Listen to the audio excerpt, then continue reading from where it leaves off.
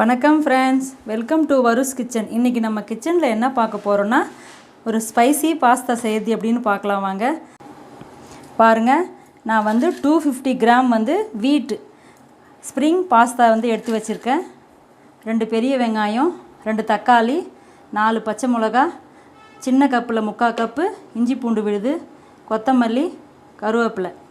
இப்போ தேவைக்கு உப்பு. இப்போ நம்ம தாளிக்கிறதுக்கு 2 பிரிஞ்சி இலை, 4 பட்டை, 4 லவங்கம், 1 table spoon garam masala, 1 table spoon chilli தனி மிளகாய் தூள். அதுக்கு தண்ணி சூடாயிடுச்சு. இப்போ நம்ம பாஸ்தா போட்டுக்கலாம். பாருங்கள், இதுக்கு தேவையான உப்பு கொஞ்சம் சேர்த்துக்கலாம். ஏன்னா நம்ம மசாலாவில் போட்டோம்னா பாஸ்தாவுக்கு உப்பு இல்லாமல் போயிடும். அதனால் இதுக்கு தேவையான உப்பு கொஞ்சம் சேர்த்துக்கலாம். அப்புறம் கொஞ்சம்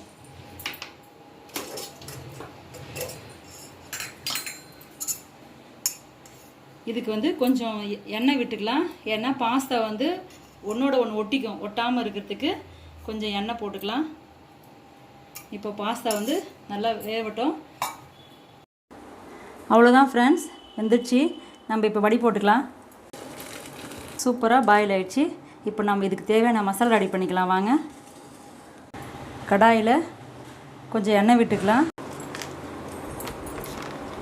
பட்டை, லவங்கம், பிரிஞ்சி இலை,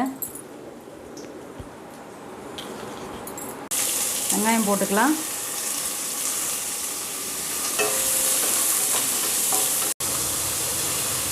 இஞ்சி பூண்டு பேஸ்ட் போட்டுக்கலாம்.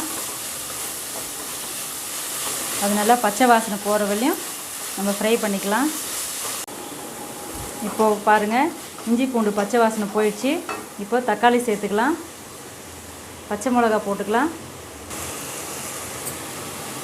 கருவேப்பிலை சேர்த்துக்கலாம்.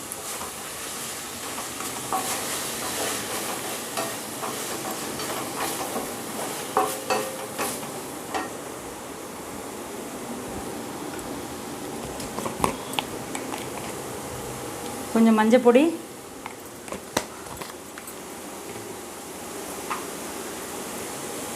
மிளகாய் பொடி சேர்த்துக்கலாம். கரம் மசாலா. இப்போ நல்லா ஃப்ரை பண்ணிக்கலாம். தக்காளி எல்லாம் நல்லா மேஷ் ஆகிற மாதிரி நல்லா ஃப்ரை பண்ணின்னு அப்புறம் பாஸ்தா சேர்த்துக்கலாம். இப்போ இதுக்கு மசாலா நல்லா கொஞ்சம் இதாகட்டும். அதனால கொஞ்சமாக தண்ணி சேர்த்துக்கலாம். நான் காலையில் டிஃபனுக்கே இது செய்கிறேன். சூப்பராக இருக்கும். நீங்கள் செஞ்சு பாருங்கள். இதுக்கு இன்னும் கொஞ்சம் தண்ணி சேர்த்துக்கலாம். மசாலாவுக்கு தேவையான உப்பு போட்டுக்கலாம். பாருங்கள், இப்போ நம்ம போட்ட மசாலாலாம் நல்லா கொஞ்சம் ஃப்ரை ஆகிடுச்சு. இப்போ இந்த அளவுக்கு கொஞ்சமாக தளன்னு இருக்கணும் மசாலா. இப்போ வாங்க சேர்த்துக்கலாம்.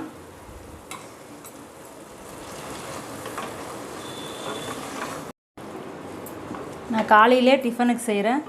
இது கொஞ்சம் ஸ்பைசி பாஸ்தானா கொஞ்சம் காரமாக இருக்கும்.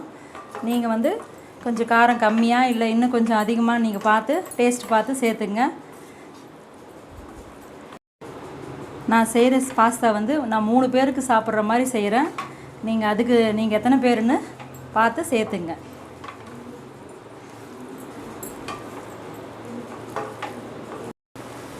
நான் பாஸ்தா 10 நிமிஷம் வேக வச்சேன். நீங்கள் வேகும் போது எப்படி இருக்குன்னு பார்த்து, பதம் எப்படி இருக்குன்னு பார்த்து நீங்கள் எடுத்து பார்த்துங்க. அவ்வளோதான் ஃப்ரெண்ட்ஸ், ரெடி ஆகிடுச்சி. சூப்பரான ஸ்பைசி பாஸ்தா ரெடி ஆகிடுச்சி. இப்போ நம்ம சர்வ் பண்ண வேண்டியதுதான். அவ்வளோதான் ஃப்ரெண்ட்ஸ். பாருங்கள் ஃப்ரெண்ட்ஸ், எவ்வளோ சூப்பராக ரெடி ஆகிருக்கு பாஸ்தா.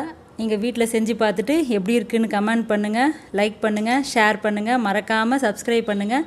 பக்கத்தில் இருக்கிற பெல் பட்டனை கிளிக் பண்ணுங்கள். நான் நெக்ஸ்ட் வீடியோவில் அடுத்த ரெசிபியோடு உங்களை பார்க்குறேன்.